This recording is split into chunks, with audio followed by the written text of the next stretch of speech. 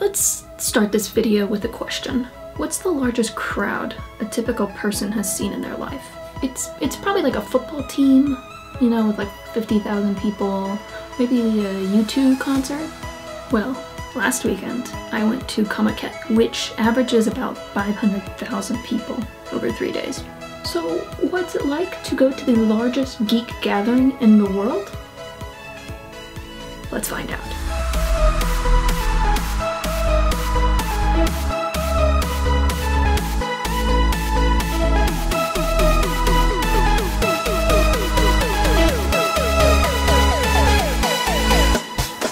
Comiket was started in 1975, and the general goal of the convention was to connect creators and content consumers. Back in the day when it first started, it was very small. You know, it started by a college students who just decided to do what they love. You know, make some doujin artwork and then sell it. Wait. We need to back up. Okay, I'm having a little trouble understanding what Dōjinshi. Is it like I'm American, right? So is it like fan fiction but manga? Is that yes? Okay, that's exactly what. Yes. Okay, wait a sec. We need to back up even further.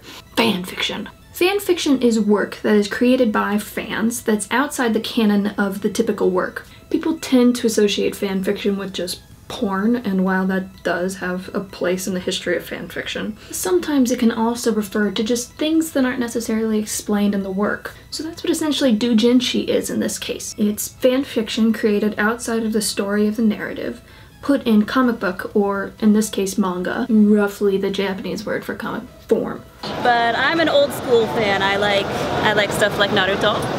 Oh yeah. And the classic Sailor Moon. Yes. There's even some rare stuff in there.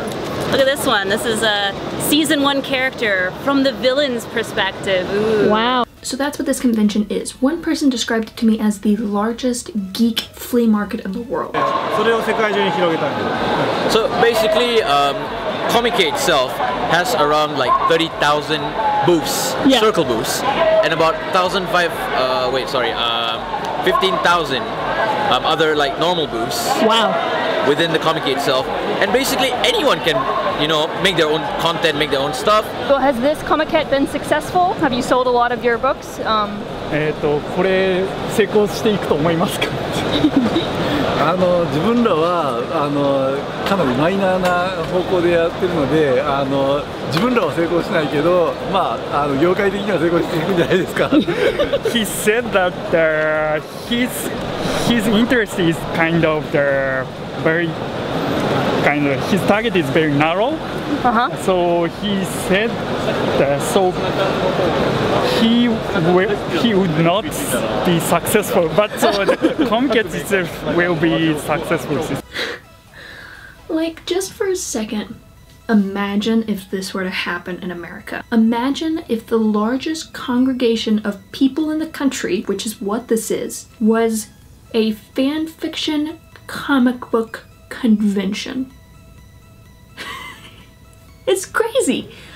I really don't think people would go to it. That's for Tumblr, guys. We don't do that here. Well, nowadays you do, but back in the day we had exactly the same culture. We used to have a huge Zine culture in America. We would write literature, we would publish it, and we would bring it to conventions just like this. But we've sort of lost that in the internet age in America. It's just kept going out here. It's a place where everybody can truly be themselves and where they can really share. So what did it feel like to be part of the largest geek gathering in the world? Honestly,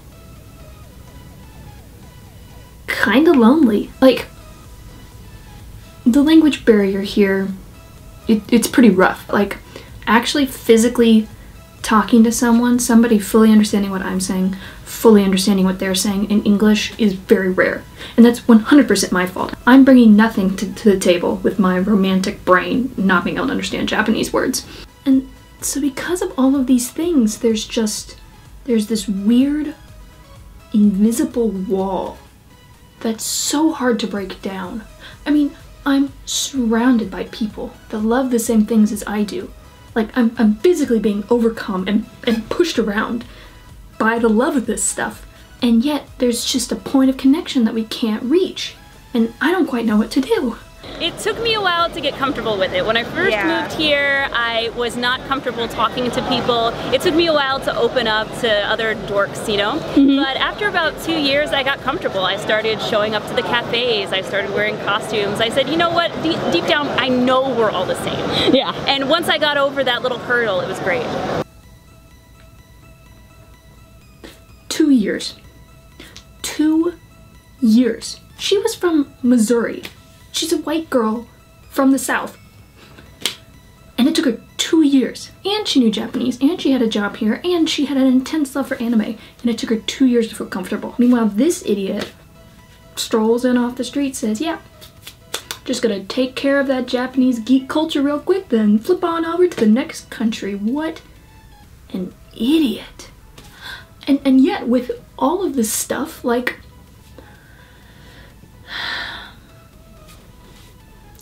I got the word otaku explained to me many different times. Otaku has some interest about something, like manga and anime and video games. Very deep interest. The deep desire to chase what you truly love. Otaku and being a geek is more about ambition and passion than, you know, being weird.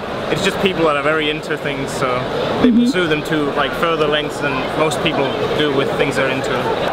What Sato-san has image for otaku is like they also, yes, most of them receive as well, but what they do as well is basically they make something out of it. They make their own content as well from like an anime they love, for example, and they make their own doujins.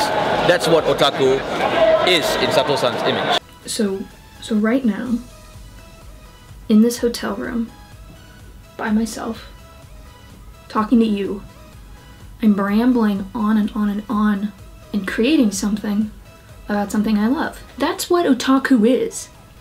I'm just experiencing it by myself. Which weirdly is like the most Japanese way of dealing with this problem.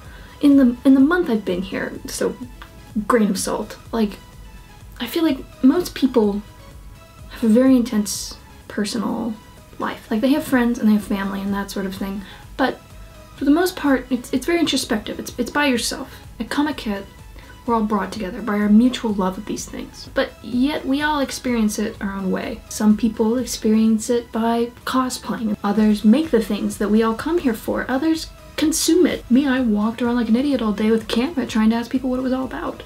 But there's no one way to experience it. There's 500,000.